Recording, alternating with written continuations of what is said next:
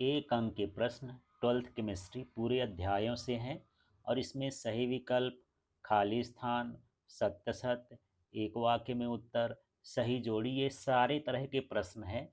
और आपकी बोर्ड परीक्षा नज़दीक है। बोर्ड परीक्षा के लिए ये सारे प्रश्नों को आप अच्छे से देखिए। तो चलिए, यहाँ पर जो पहला प्रश्न है, राउल्ट के नियमानुसार एक अवाष्पशील विलेय के विलयन के लिए सापेक्ष वाष्प दाब अवनमन बराबर होता है। तो ये विलेय के मोल प्रभाज के बराबर होता है। फिर है प्रश्न, अर्ध पारगम्य झिल्ली रासायनिक रूप से होती है। तो ये कॉपर फेरोसाइनाइड होती है। फिर अगला प्रश्न है, मोलल विलयन में विलेय पदार्थ का एक मोल घुला होता है। तो ये 1000 ग्राम विलायक में या 1 किलोग्राम विलायक में, जो भी ऑप्शन हो। किसी विलयन के अणुसंख्यक गुण आधारित होते हैं, विलेय के कणों की संख्या पर आधारित होते हैं। शुद्ध जल की मोलरता होती है, ये 55.6 होती है। फिर प्रश्न है, परासरण दाब ज्ञात करने का सूत्र है। तो ये पाई बराबर NRT/V है। यहाँ N/V का मतलब सांद्रता है। यदि N/V ना लिखे तो CRT भी लिख सकता है। N/V का मतलब C है, कंसंट्रेशन है। लेकिन फिलहाल यहाँ पर पाई इक्वल टू NRT/V, ये सूत्र सही है। सेल स्थिरांक है, तो सेल स्थिरांक जो होता है L/A होता है। फिर प्रश्न है, आठवां प्रश्न, यदि किसी विलयन की विशिष्ट चालकता तथा प्रेक्षित चालकता समान है तो इसका सेल स्थिरांक होगा। इसका सेल स्थिरांक 1 होगा। सेल स्थिरांक की इकाई होती है, तो ये सेंटीमीटर इनवर्स होती है, या फिर ये न दिया हो तो मीटर इनवर्स, लंबाई का इनवर्स लिखना है यहाँ। फिर है प्रश्न, विशिष्ट चालकता की इकाई है। तो ओम इनवर्स, सेंटीमीटर इनवर्स, ये विशिष्ट चालकता की इकाई हो गई। अगला है, यदि अर्ध सेलों के बीच से लवण सेतु हटा दिया जाए तो वोल्टेज घटकर शून्य हो जाएगा। फिर है प्रश्न 12वां नंबर हम देख रहे हैं, हाइड्रोजन इलेक्ट्रोड के मानक विभव का मान होगा। इसका मानक विभव शून्य होता है। अधिकांश अभिक्रियाओं का ताप गुणांक किसके मध्य स्थित होता है? 2 तथा 3 के मध्य। यहाँ अगला प्रश्न है, एक प्रथम कोटि की अभिक्रिया 32 मिनट में 75% पूर्ण होती है। 50% पूर्ण होने में लगा समय होगा। तो इसका न्यूमेरिकल हम न्यूमेरिकल वाले वीडियो में देखेंगे। फिलहाल इसका आंसर कितना है? 16 मिनट।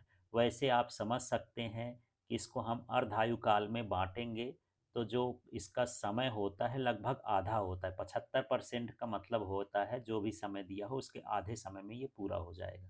यदि यहाँ 40 मिनट दिया होता तो यहाँ 20 मिनट, कोई भी समय दिया हो उसका आधा कर देंगे तो आपको इसका मान प्राप्त हो जाएगा। अगला है, एक यौगिक का ऊष्मीय अपघटन प्रथम कोटि का है। यदि यौगिक एक नमूने का 120 मिनट में 50% अपघटन होता है तो 90% अपघटन में कितना समय लगेगा? तो 90% अपघटन के लिए जितना भी समय हो वो 3.3 गुना के बराबर होता है। तो 120 में आप 3 का गुणा कर देंगे तो लगभग कितना आ जाएगा? ये 480 मिनट आ जाएगा। फिर है, एक प्रथम कोटि की अभिक्रिया के लिए 90% पूर्ण होने में लगने वाला समय लगभग होता है। तो ये कितना होता है? अर्धायु काल का 3.3 गुना होता है। इसलिए वहाँ पर ऊपर वाले क्वेश्चन में हम 120 में 3 का गुणा कर दिए तो लगभग हमको 480 मिनट आया था। फिर है प्रश्न, मैग्नीज किसमें उच्चतम ऑक्सीकरण अवस्था प्रदर्शित करता है? तो यहाँ पर जो ऑप्शन दिए हैं इसमें है केवेनोफोर में उच्चतम ऑक्सीकरण अवस्था प्रदर्शित करता है। फिर देखिए प्रश्न, 3D श्रेणी में उच्चतम ऑक्सीकरण अवस्था किसके द्वारा प्रदर्शित की जाती है? तो ये मैग्नीज के द्वारा प्रदर्शित की जाती है। फिर है FeCONI किस प्रकार के चुंबकीय पदार्थ हैं? तो इन्हें लौह चुंबकीय पदार्थ कहा जाता है। फिर 20वां प्रश्न है, कोऑर्डिनेशन या कह सकते हैं संकुल यौगिक उपसय संयोजन यौगिकों में किसी धातु की समन्वय संख्या है। तो यह द्वितीयक संयोजकता के समान ही इसकी जो है समन्वय संख्या होती है। यदि इसी प्रश्न में समन्वय संख्या की जगह ऑक्सीकरण संख्या पूछा होता तो क्या हो जाता, प्राथमिक संयोजकता। तो आपको दोनों तरह का प्रश्न समझना है। समन्वय संख्या पूछे या उपसह संयोजन संख्या पूछे तो द्वितीयक संयोजकता के बराबर, और यदि आक्सीकरण संख्या पूछे तो प्राथमिक संयोजकता के बराबर। अब यहाँ प्रश्न है, निम्नलिखित में से कौन से संकुल में धातु की ऑक्सीकरण अवस्था शून्य है। तो यहाँ पर ये कार्बोनिल होता है, कार्बोनिल में कोई आवेश नहीं होता, तो यहाँ पर धातु की जो ऑक्सीकरण अवस्था है ये शून्य है, तो ये वाला ऑप्शन करेक्ट है।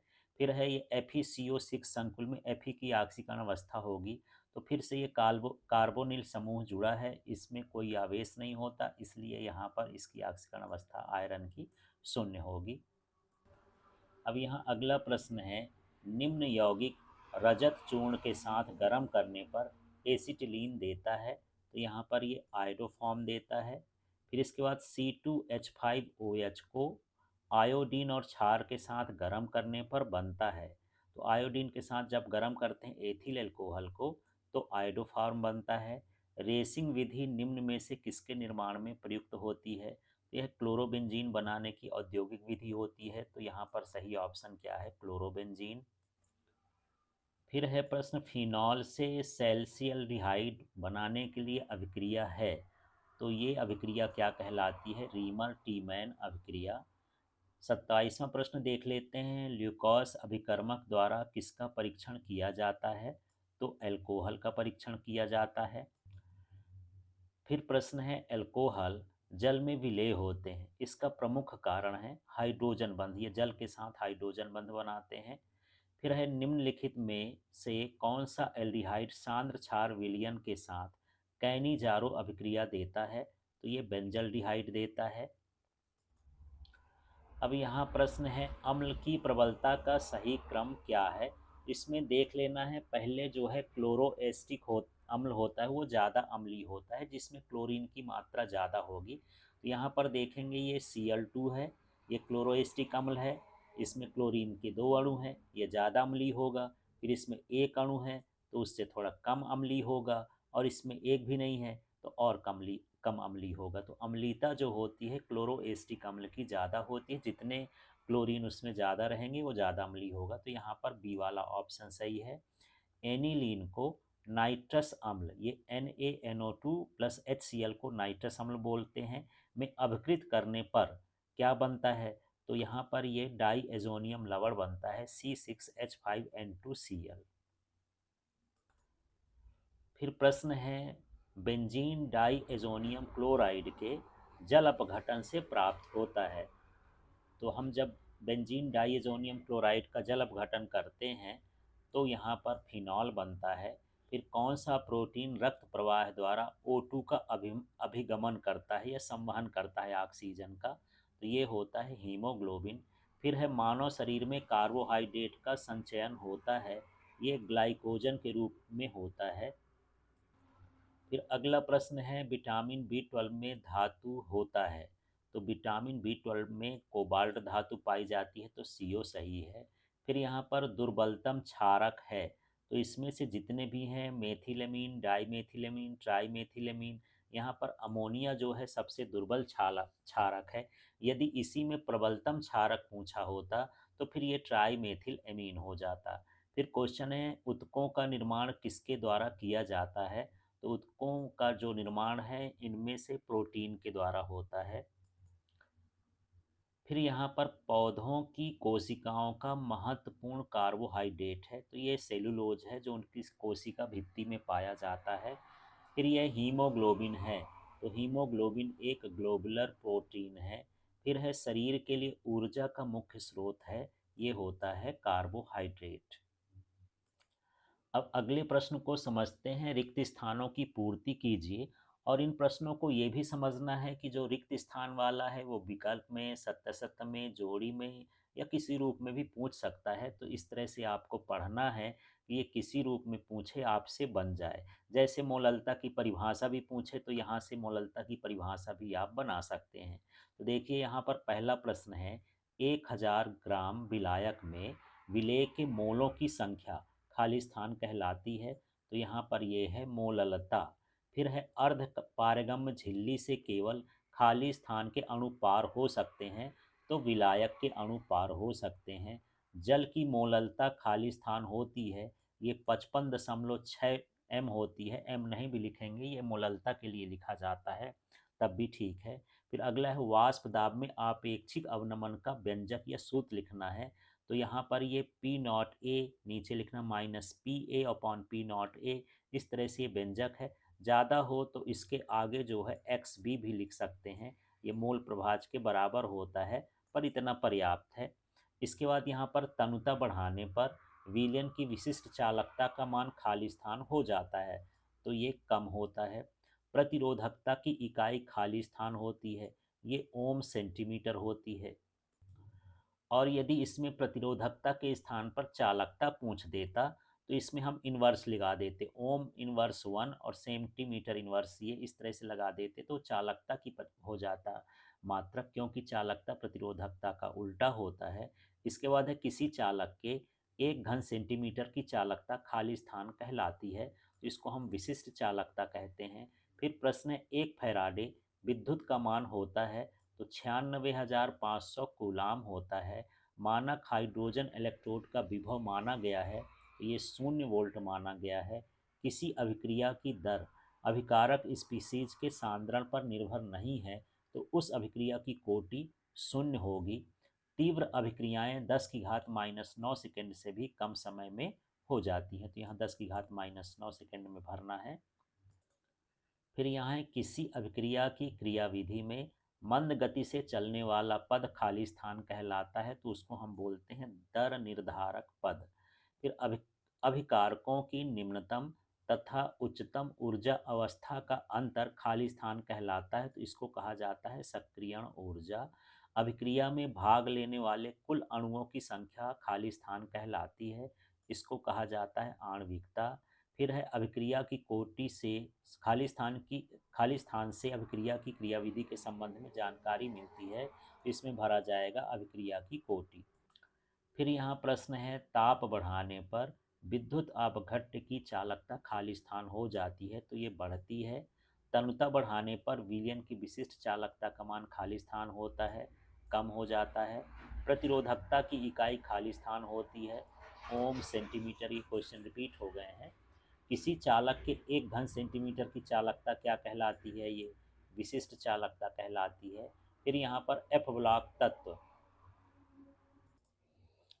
फिर यहाँ अगला प्रश्न है, एफ ब्लॉक तत्व खाली स्थान तत्व कहलाते हैं, तो इनको अंतः संक्रमण या आंतरिक संक्रमण तत्व कहते हैं, या आंतर संक्रमण तत्व कहते हैं, कोई भी आपको नाम लिख देना है। फिर हीमोग्लोबिन आयरन का खाली स्थान यौगिक है, तो संकर यौगिक, संकुल यौगिक या उप सहसंयोजन यौगिक, इसमें कोई भी नाम भर सकते हैं आप। फिर यहाँ पर 22वें में है, ये टेट्रा कार्बोनिल निकिल, संकुल में निकिल की ऑक्सीकरण अवस्था है, तो यहाँ ये जो जिसके साथ भी हो इसका जो है आवेश ही नहीं होता, उदासीन लिगेंड है, इसलिए यहाँ पर जो ऑक्सीकरण अवस्था होगी इसकी 0 हो जाएगी। ईडीटीए खाली स्थान लिगेंड है, तो ये सट दंतुर लिगेंड है। क्लोरीटोन उच्च कोटि की खाली स्थान औषधि है, तो ये निद्राकारी औषधि। फिनॉल को जिंक चूर्ण के साथ गर्म करने पर खाली स्थान बनता है, तो जब हम जिंक चूर्ण के साथ फिनॉल को गर्म करते हैं तो बेंजीन प्राप्त होता है। फिर यहाँ पर है आर एक्स को NaOR के साथ गर्म करने पर ROR बनता है, इस अभिक्रिया का नाम है, इसे विलियमसन संश्लेषण कहते हैं। यदि आपसे पूछा जाए विलियमसन संश्लेषण क्या है, तो यही परिभाषा आप लिख सकते हैं। यहाँ जो RX है एल्किल हैलाइड है और सोडियम एल्काक्साइड है, इसको गर्म करते हैं तो ईथर बनता है। फिर यहाँ पर प्रश्न है, अल्कोहल को सांद्र H2SO4 के साथ 160 से 170 डिग्री सेल्सियस पर गर्म करने पर खाली स्थान बनता है, तो एल्कीन बनता है, क्योंकि इससे जल का अणु बाहर हो जाता है। फिर ये है फिनॉल खाली स्थान प्रकृति का होता है, तो ये अम्लीय प्रकृति का होता है। पोटेशियम एसीटेट के विद्युत अपघटन से खाली स्थान बनता है, तो ये एथेन बनता है।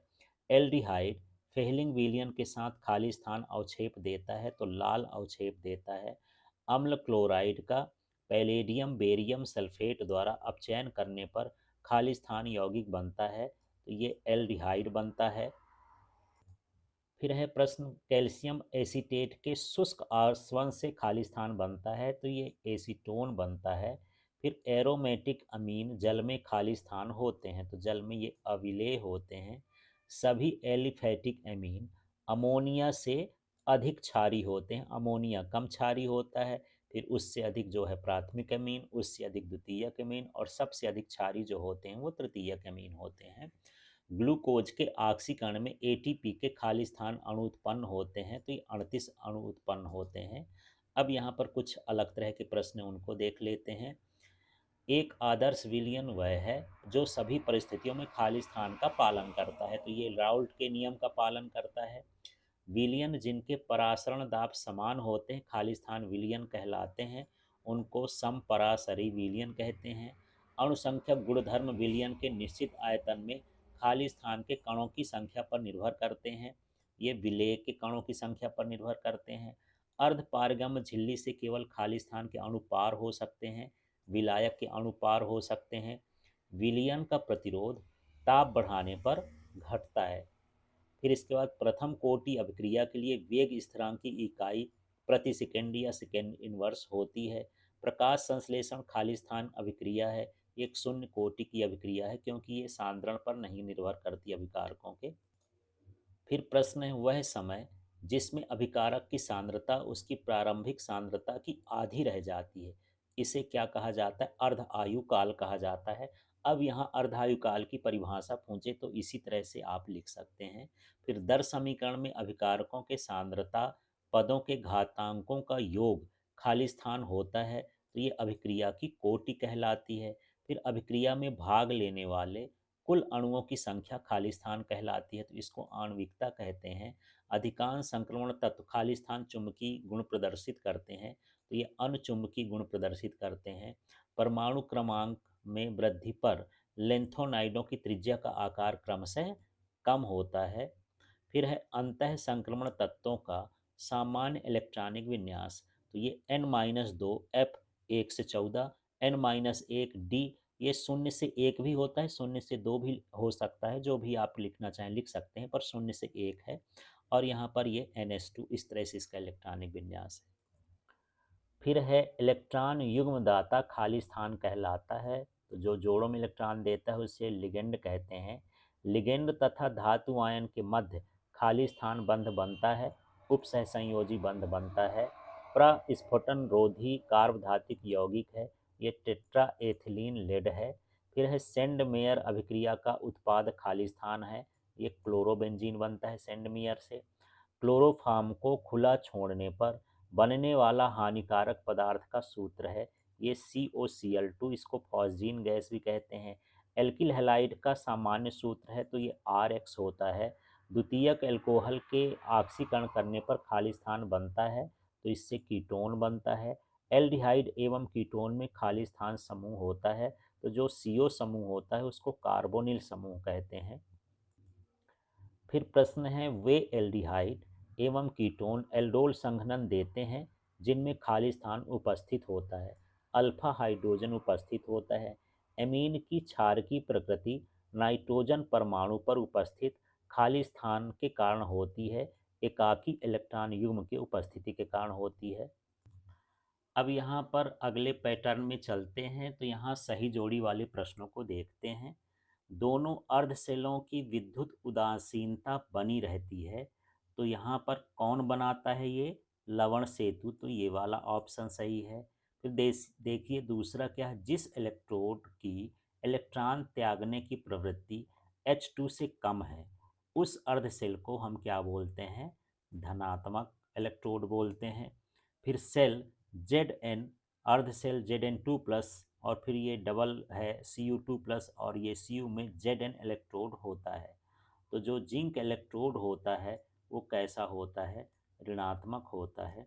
फिर इसके बाद मानक हाइड्रोजन इलेक्ट्रोड विभव ये कितना होता है? ये 0 वोल्ट का होता है। किसी चालक के 1 घन सेंटीमीटर की चालकता, 1 घन सेंटीमीटर को पढ़ेंगे, इसको क्या कहेंगे? विशिष्ट चालकता। चलिए यहाँ अगली जोड़ी देखते हैं। इसका पहला है 0 कोटि की अभिक्रिया के लिए, तो यहाँ शून्य कोटि की अभिक्रिया के लिए ये ऑप्शन सही है। ये इसका जो वेग दर होता है वह अभिकारक के सांद्रण पर निर्भर नहीं करता है। फिर दूसरा है प्रथम कोटि की अभिक्रिया के लिए दर नियम। तो जो प्रथम कोटि की अभिक्रिया के लिए दर नियम होता है ये होता है k बराबर 2.303 टी log 10 a और a upon a minus x. ये कभी कभी एक नंबर में लिखने के लिए भी आ जाता है, तो इसको आप ध्यान रखिएगा। फिर तीसरा प्रश्न है आर्हीनियस समीकरण। तो जो ए नंबर में है ये है आर्हीनियस समीकरण। इसके बाद यहाँ पर है चौथा, अभिकारक की न्यूनतम और उच्चतम ऊर्जा अवस्था का अंतर जो होता है ये जो है सक्रियण ऊर्जा कहलाता है यहाँ। इसके बाद है शून्य कोटि की अभिक्रिया का अर्ध आयु काल। तो जो शून्य कोटि की अभिक्रिया का अर्ध आयु काल है वो अभिकारक की प्रारंभिक सांद्रता के क्या होता है, समानुपाती होता है। फिर अगला है दर समीकरण में उपस्थित minus D x upon D T दर्शाता है। तो जो है ये दर्शाता है कि अभिकारक की सांद्रता में समय के साथ कमी होती है। फिर यहाँ पर सातवां है देहली ऊर्जा। तो यहाँ पर देहली ऊर्जा क्या होती है, किसी अभिक्रिया के संपन्न होने के लिए आवश्यक ऊर्जा ही यहाँ पर देहली ऊर्जा है। अब फिर से हम जोड़ी देखते हैं। यहाँ पर प्रश्न है सिक्का धातु। तो जो सिक्का धातु होते इनको कहा जाता है, ये कॉपर है, सिल्वर है, गोल्ड, इनको सिक्का धातु कहते हैं। फिर यहाँ पर है अधिकतम अनुचुंबकीय। तो यहाँ पर जो अधिकतम अनुचुंबकीय पदार्थ होता है ये मैग्नीज होता है, क्योंकि इसमें अयुग्मित इलेक्ट्रॉनों की संख्या अधिक होती है। फिर यहाँ पर है प्लेटिनम धातुएं। तो जो प्लेटिनम धातुएं हैं इसको मैं हटा देता हूँ, कन्फ्यूजन हो रहा है, ये इरीडियम होती है। इसके बाद अगला है दुर्लभ मृदा तत्व। तो जो एफ ब्लॉक के तत्व होते हैं इनको दुर्लभ मृदा तत्व कहते हैं। फिर रंगहीन एवं प्रतिचुंबकी। तो ये जिंक होता है, इसमें सभी डी कक्षक में इलेक्ट्रॉन जोड़े में होते हैं इसलिए रंगहीन होता है और प्रतिचुंबकी होता है।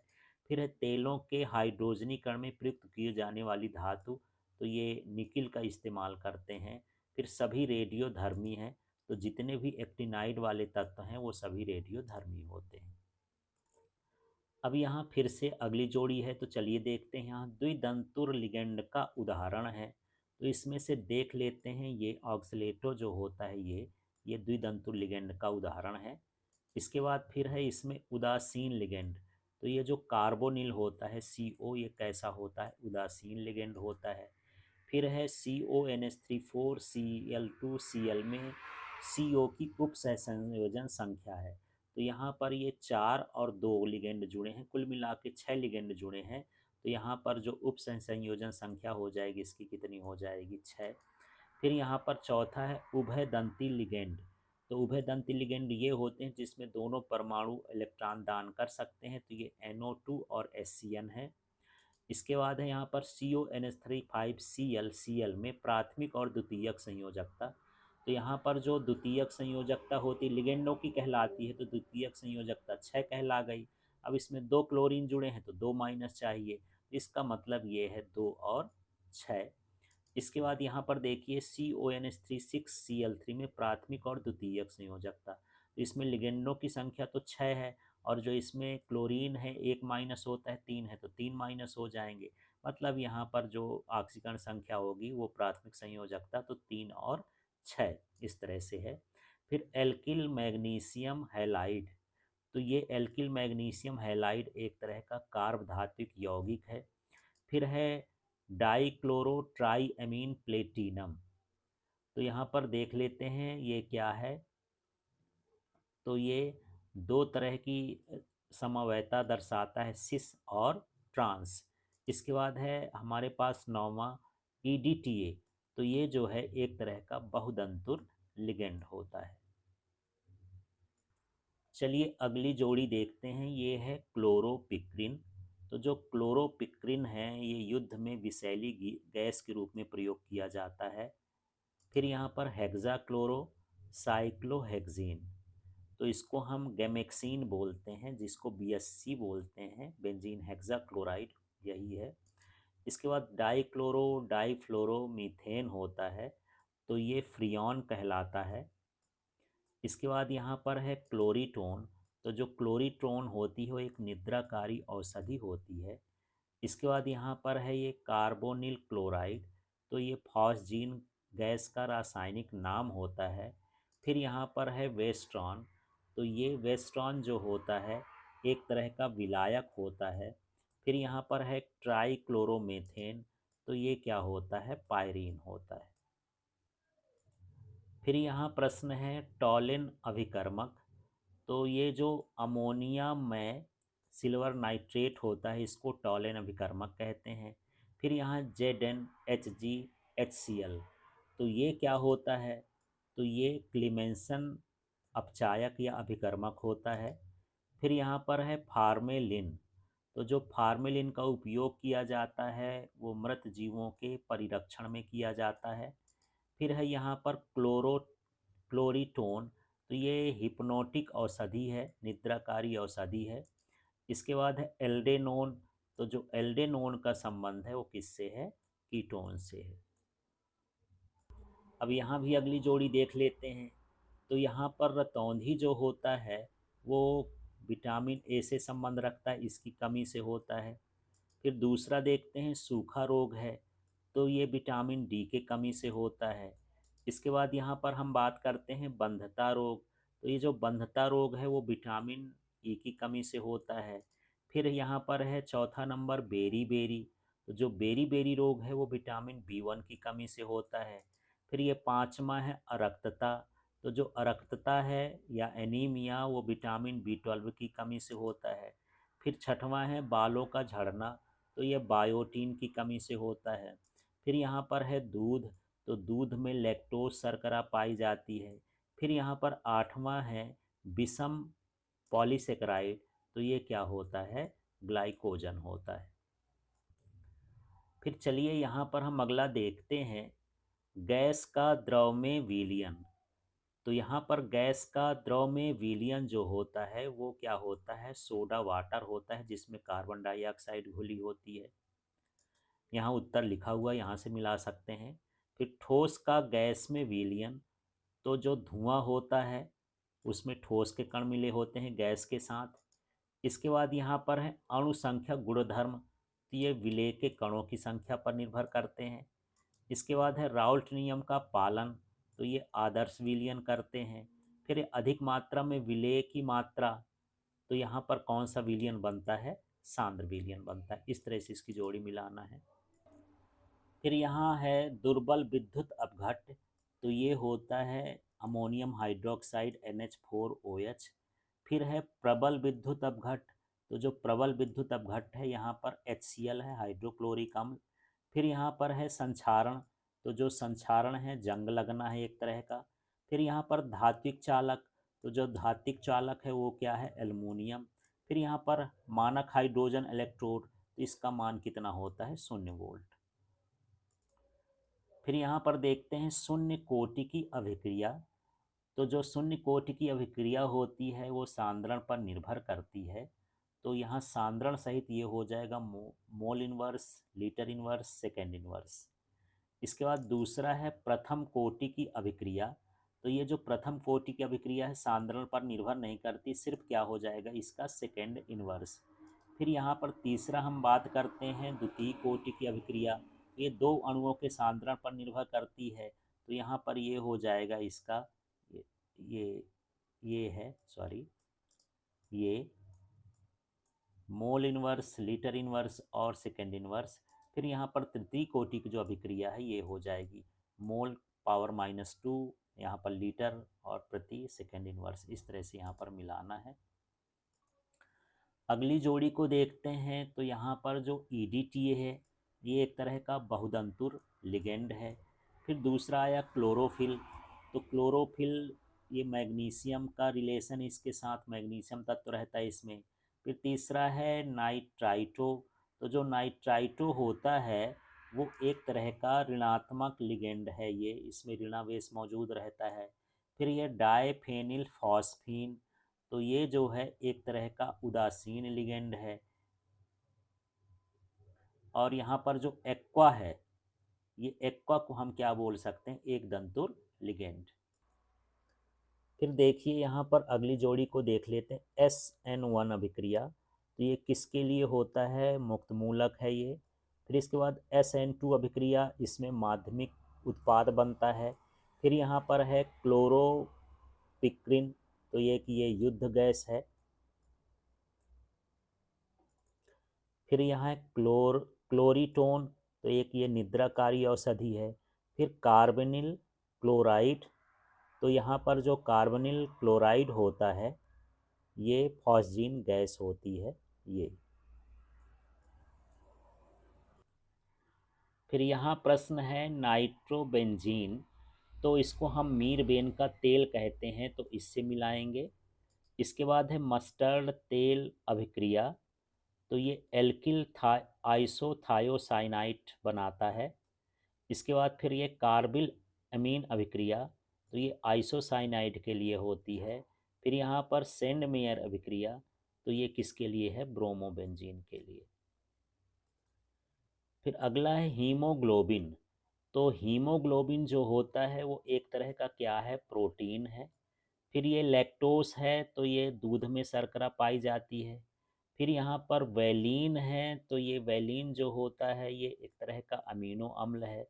फिर इसके बाद यहाँ पर जो ग्लूकोज है, तो ये मोनोसेक्राइड जो होता है वो ग्लूकोज होता है। फिर यहाँ पर राइबोज शर्करा है, तो राइबोज शर्करा किस में पाई जाती है? आरएनए में पाई जाती है। अब प्रश्न है, एक शब्द या एक वाक्य में उत्तर दीजिए। तो यहाँ प्रश्नों को समझते हैं। मोललता का मात्रक क्या होता है? तो ये होता है मोल प्रति किलोग्राम। प्रदूषण व्यक्त करने की इकाई लिखिए, तो ये होता है ppm parts per million. Molar चालकता का सूत्र लिख लीजिए, तो ये lambda m equal to kappa into V. देहली ऊर्जा और सक्रियण ऊर्जा में क्या संबंध होता है? तो देहली ऊर्जा बराबर सक्रियण ऊर्जा धन अणुओं की मूल अवस्था में ऊर्जा। फिर प्रश्न है, आर्हीनियस समीकरण का समाकलित रूप लिखिए, तो ये log 10 K2 upon K1 equal to EA upon 2.303 R in bracket T2 minus T1 upon T1 into T2। फिर है प्रश्न, प्रथम कोटि की अभिक्रिया के लिए दर स्थिरांक का व्यंजक, तो ये होता है k बराबर 2.303 बटे T log 10 a upon a minus x. फिर है यहाँ डी ब्लॉक के तत्वों में Zn परिवर्तित संयोजकता प्रदर्शित नहीं करता,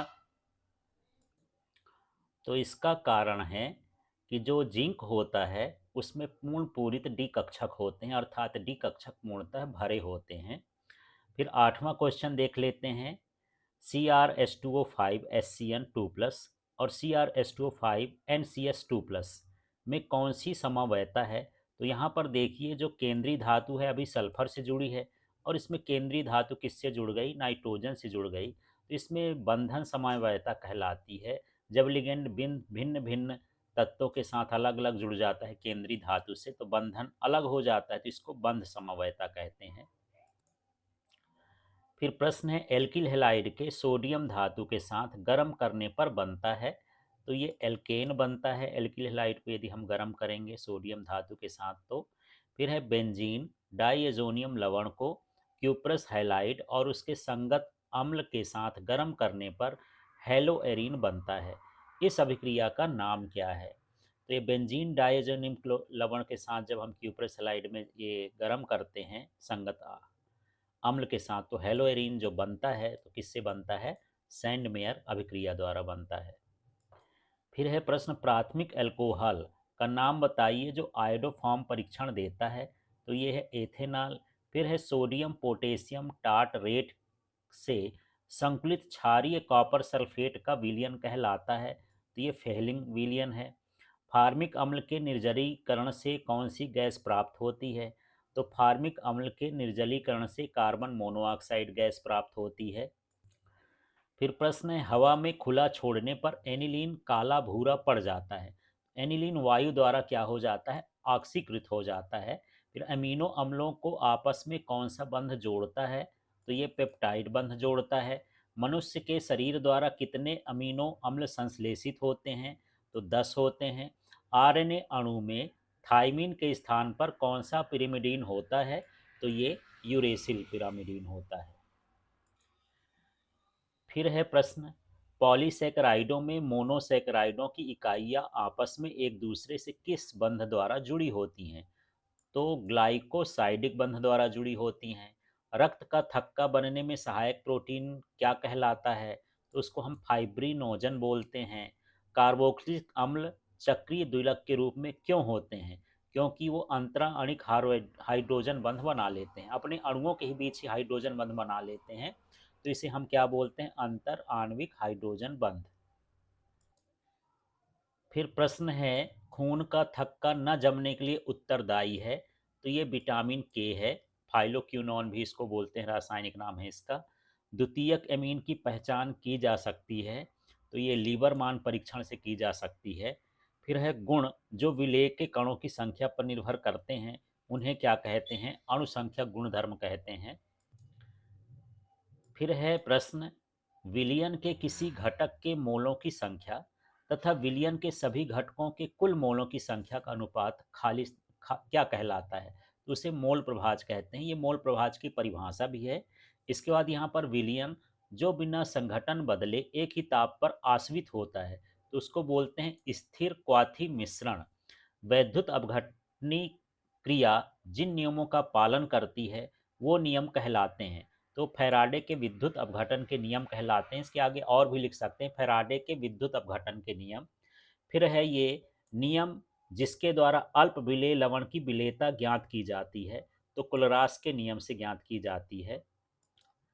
फिर है प्रश्न, किस कोटि की अभिक्रिया सांद्रता पर निर्भर नहीं करती है? तो ये शून्य कोटि की अभिक्रिया के लिए है। इकाई समय में क्रिया कारक की सांद्रता परिवर्तन को क्या कहते हैं? तो अभिक्रिया दर कहा जाता है। फिर किसी अभिक्रिया को संपन्न होने के लिए आवश्यक ऊर्जा को क्या कहते हैं? सक्रियण ऊर्जा।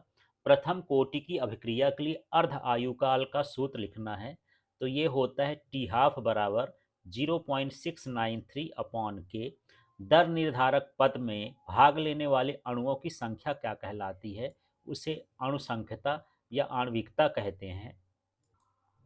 फिर प्रश्न है, जिंक परिवर्ती संयोजकता प्रदर्शित नहीं करता क्योंकि इसके डी कक्षक पूर्णतः भरे होते हैं। ये रिपीट हो गया क्वेश्चन।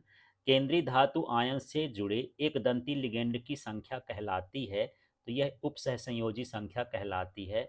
उपसहसंयोजन संख्या 6 वाले संकुल का आयन का आकार कैसा होता है या ज्यामिति कैसी होती है? तो यह अष्टफलकी होता है। वर्नर की प्राथमिक संयोजकता से निर्मित बंध होते हैं, तो ये प्राथमिक संयोजकता से हमेशा ये विद्युत संयोजी बंध ही बनते हैं। फिर है प्रश्न, वुर्ज संश्लेषण क्रिया में किस धातु का उपयोग किया जाता है? तो यहाँ पर सोडियम है। बेंजीन की मेथिल क्लोराइड के साथ निर्जल AlCl3 की उपस्थिति में क्रिया करने पर टाल्यून प्राप्त होता है। इस अभिक्रिया का नाम क्या है? तो ये फ्रीडल क्राफ्ट अभिक्रिया है।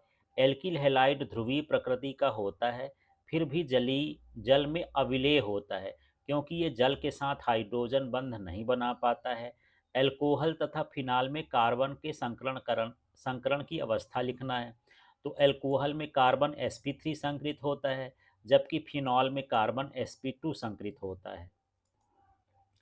फिर है प्रश्न, एसिड क्लोराइड से संगत एल्डिहाइड बनाने वाली अभिक्रिया का नाम बताइए? तो ये है रोजनमुंड अभिक्रिया। फॉर्मल्डिहाइड की सांद्र NaOH से क्रिया क्या कहलाती है? तो ये कैनिजारो अभिक्रिया कहलाती है। फिर मिर्बेन का तेल किसे कहते हैं? तो ये नाइट्रोबेंजीन को कहते हैं। अगला प्रश्न है, सत्य असत्य बताइए। पारा द्रव अवस्था में होता है तथा इसकी ऑक्सीकरण अवस्था +1 व +2 होती है। सत्य है। संक्रमण धातुओं की उच्चतम ऑक्सीकरण अवस्था अम्लीय प्रकृति की होती है। सत्य है। लेंथेनाइड और एक्टिनाइड दोनों संक्रमण तत्व कहलाते हैं। असत्य है। ये आंतर संक्रमण तत्व कहलाते हैं, संक्रमण तत्व भर नहीं। सभी संक्रमण तत्वों में +2 ऑक्सीकरण अवस्था सामान्यतः अधिक पाई जाती है अथवा सामान्य होती है। सत्य है। ZnCd एवं Hg परिवर्ती संयोजकता प्रदर्शित करते हैं। असत्य है क्योंकि इसके डी कक्षक पूर्णतः भरे होते हैं। इसलिए परिवर्ती संयोजकता प्रदर्शित नहीं करेंगे। फिर यहाँ पर Cu+2 आयन रंगहीन और प्रतिचुंबकी होता है, ये असत्य है। यहाँ कॉपर का जो बाह्य विन्यास होता है 3d10 4s1 होता है। यदि इसमें से +2 निकाल दें तो एक इससे निकलेगा और एक इससे निकलेगा, तो ये क्या हो जाएगा, 9 हो जाएगा। और इसमें अयुग्मित इलेक्ट्रॉन होंगे तो ये अनुचुंबकीय और रंगीन हो जाएगा, जबकि यहाँ लिखा है रंगहीन और प्रतिचुंबकीय, इसलिए यह असत्य है। फिर प्रश्न है, प्लूटोनियम का उपयोग परमाणु बम बनाने में तथा परमाणु रिएक्टर में ईंधन के रूप में किया जाता है, सत्य है। संक्रमण तत्व अंतराली यौगिक बनाते हैं, सत्य है। ग्रिग्नार्ड अभिकर्मक कार्बधातिक यौगिक नहीं है, असत्य है, ये कार्बधातिक यौगिक होता है। एरिल हैलाइड में हैलोजन परमाणु से जुड़ा कार्बन sp2 संकृत होता है, सत्य है। फिनाल को कार्बोलिक अम्ल भी कहते हैं, ये भी सत्य है। एल्डिहाइड तथा कीटोन का विभेद फेहलिंग विलयन द्वारा किया जाता है, ये भी सत्य है। टॉलेन अभिकर्मक अमोनिया में सिल्वर नाइट्रेट होता है, सत्य है। मीरबेन का तेल एनिलीन होता है, ये गलत है, नाइट्रोबेंजीन होता है, तो यहाँ पर ये असत्य हो गया। बेरी बेरी रोग विटामिन सी की कमी से होता है, ये भी असत्य है, विटामिन B1 की कमी से होता है। फिर अगला है, लैक्टोज दूध में उपस्थित डाइसैकराइड है, सत्य है। आरएनए में थाइमीन पाया जाता है, गलत है, थाइमीन के स्थान पर यूरेसिल पाया जाता है। राइबोफ्लेविन विटामिन बी है, सत्य है, इसी का रासायनिक नाम है। 1 लीटर विलियन में उपस्थित विलेय के मोलों की संख्या को मोललता कहते हैं, गलत हो गया, ये मोलरता होता है। इसके बाद ताप बढ़ाने पर विद्युत अपघट्ट की चालकता घट जाती है, असत्य है, बढ़ जाती है। अणुसंख्यता सदैव भिन्नात्मक होती है, असत्य है, पूर्णांक में होती है। Zn केवल +2 ऑक्सीकरण अवस्था प्रदर्शित करता है, सत्य है। डी ब्लॉक तत्वों को आंतर संक्रमण तत्व कहा जाता है, गलत है, आंतर और संक्रमण तत्व नहीं, सिर्फ संक्रमण तत्व कहा जाता है। फिर प्रश्न है, SN1 अभिक्रिया 2 पद में होती है, सत्य है। अमीनो अम्ल प्रोटीन की मौलिक इकाई है, सत्य है। 1 फैराडे विद्युत अपघटन का मान 96,500 कूलाम होता है, सत्य है। मानक हाइड्रोजन इलेक्ट्रोड का विभव 0 वोल्ट माना गया है, सत्य है। निम्नतर ऑक्सीकरण अवस्था प्रदर्शित करने वाले संक्रमण धातुएं अम्लीय प्रकृति के होते हैं, असत्य है, क्षारीय प्रकृति के होते हैं। इंसुलिन हार्मोन रक्त में वसा की मात्रा को संतुलित करता है, असत्य है, ये वसा की मात्रा नहीं, शर्करा की मात्रा को संतुलित करता है। एथिलेमीन अमोनिया की तुलना में प्रबल क्षारीय होता है, सत्य है। हीमोग्लोबिन आयरन का संकुल यौगिक है, सत्य है। जंग का रासायनिक सूत्र Fe2O3 इंटू XH2O होता है, ये भी सत्य है। फिर प्रश्न है, विभवांतर की इकाई कूलाम है, असत्य है, वोल्ट से नापा जाता है। फिर वह समय जिसमें अभिक्रिया का सांद्रण घटकर आधा रह जाता है अभिक्रिया का औसत आयुकाल कहलाता है, औसत नहीं, अर्ध आयुकाल कहलाता है, इसलिए असत्य है। NiCO4 में sp3 संकरण होता है, सत्य है। बेंजीन डाई एजोनियम क्लोराइड की फिनॉल के साथ क्रिया युग्मन अभिक्रिया कहलाती है, सत्य है। कार्बिल अमीन परीक्षण केवल द्वितीयक अमीन देते हैं, असत्य है, प्राथमिक अमीन देते हैं। अमीन में CX बंध का अमोनिया द्वारा विदलन अमीनो अपघटन कहलाता है, सत्य है। ट्राई नाइट्रोटाल्यून एक विस्फोटक पदार्थ है, सत्य है। और यहाँ पर है, विकृतीकरण प्रोटीन की प्राथमिक संरचना को प्रभावित करता है, असत्य है, विकृत करने पर प्राथमिक संरचना प्रभावित नहीं होती। इस तरह से ये 1 अंक के सभी प्रश्न हैं, इनको आप अच्छे से तैयार कर लीजिए, इन्हीं में से अधिकतर प्रश्न पूछे जाएंगे। इसके बाद आपको समय मिलता है तो आप चैप्टर वाइज जो विकल्प हैं और 1 अंक के प्रश्न हैं उनको अवश्य देखें। Thank you.